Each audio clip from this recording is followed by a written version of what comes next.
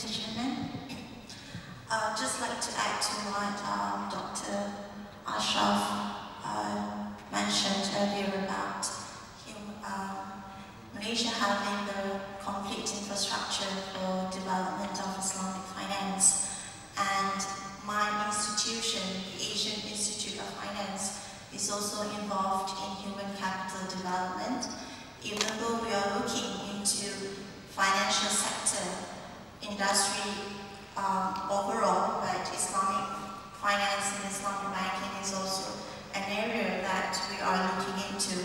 And part of the work that we do is to ensure that the Islamic finance professionals have the relevant competency and skills to develop Islamic finance further and hopefully sustain the tremendous growth that the Islamic industry is experiencing. Now, my presentation today is looking at the development of Islamic windows of conventional banks and looking in from a global perspective, development and trends.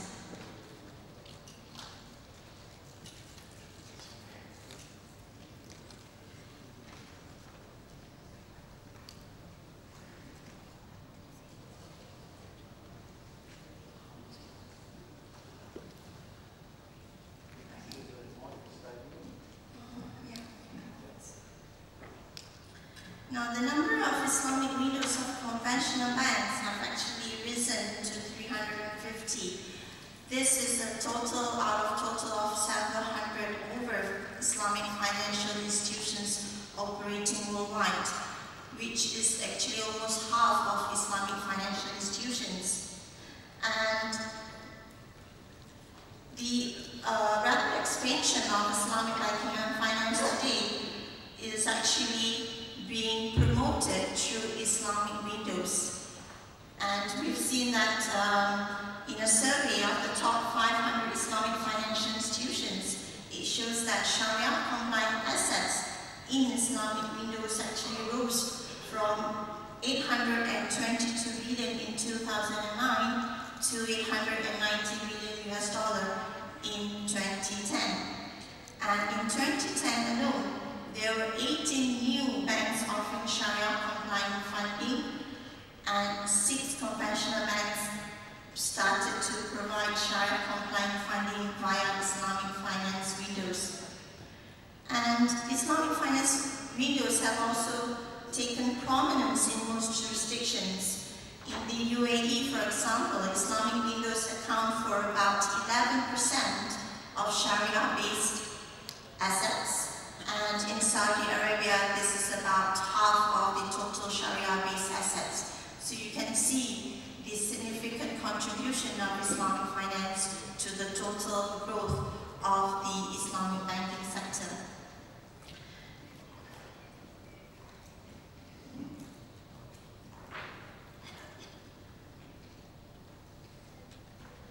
Now, the conventional Islamic banks in the West have actually been offering tailor-made solutions to high net worth individuals or clients from the Middle East since 1960s. And this was actually the essence of Islamic finance, Islamic finance windows. And we've seen that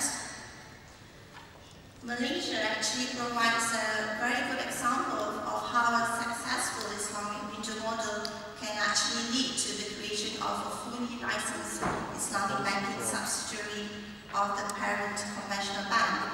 And recently, Qatar has joined Malaysia when they announced in February this year that they are disallowing Islamic windows and ruling that conventional banks are not allowed to offer Islamic financial services.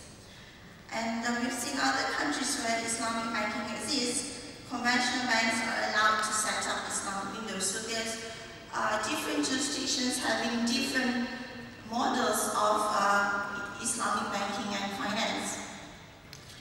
The establishment of Islamic windows have actually been attributed to the development and growth of Islamic finance.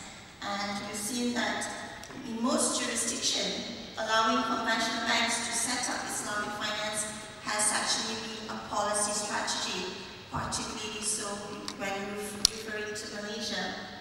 And these conventional banks are generally giant international banks that have enormous resources which Islamic banks do not possess.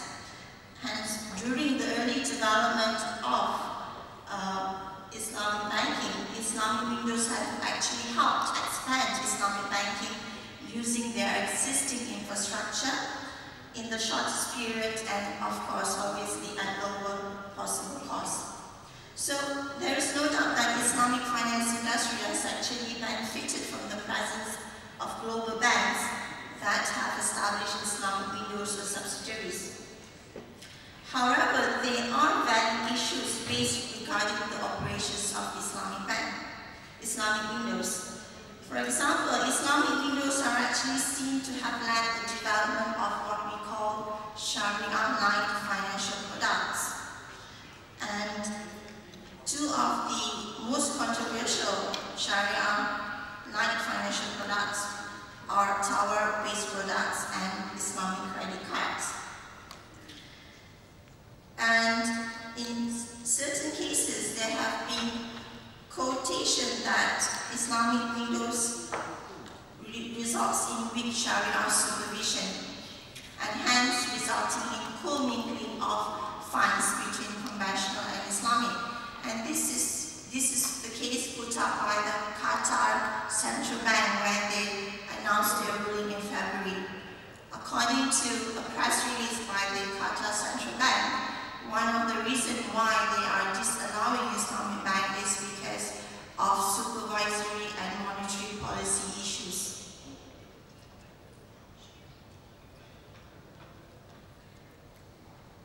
I'm just going to skip a few slides because of the time limit.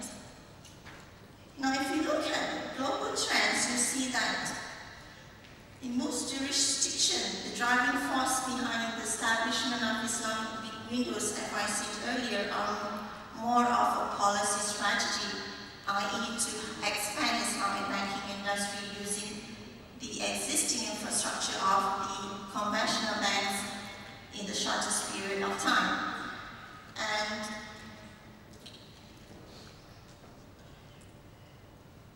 it is quite natural for us to assume that Islamic window model can only serve as a transitory mechanism.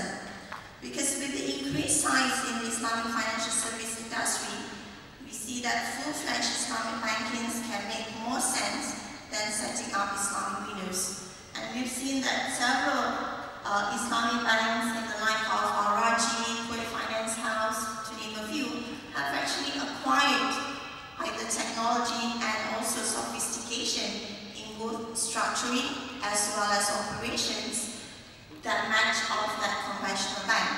So, in that sense, Islamic windows during the early stage of development is helpful to help promote or expand the Islamic financial industry.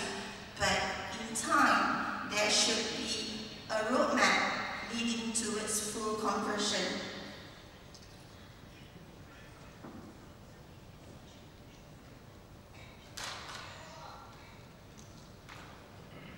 So, what are the conclusions based on this presentation? First, again, I would like to reiterate that Islamic windows have certainly played an important role in the development of Islamic banking and finance, but again, their future role is rather limited. Islamic windows are by and large less rigorous in implementing strict requirements of Sharia, and hence are viewed as suspicious by most conservative Muslims. So, it is okay for us to adopt Islamic windows, for a jurisdiction to adopt Islamic window model in developing their Islamic banking industry, but this must be done with caution. And it is important to have a clear roadmap to full conversion. In the case of Malaysia, when we first introduced Islamic banking in 1983, there was only one full-fledged Islamic bank. And to help promote the industry, the government 10 years later allowed for the establishment of Islamic windows. And in subsequent years, when their Islamic windows were able to create the competition needed to promote the industry further and to achieve the cost effectiveness in moving Islamic finance to the next level, they were asked to convert.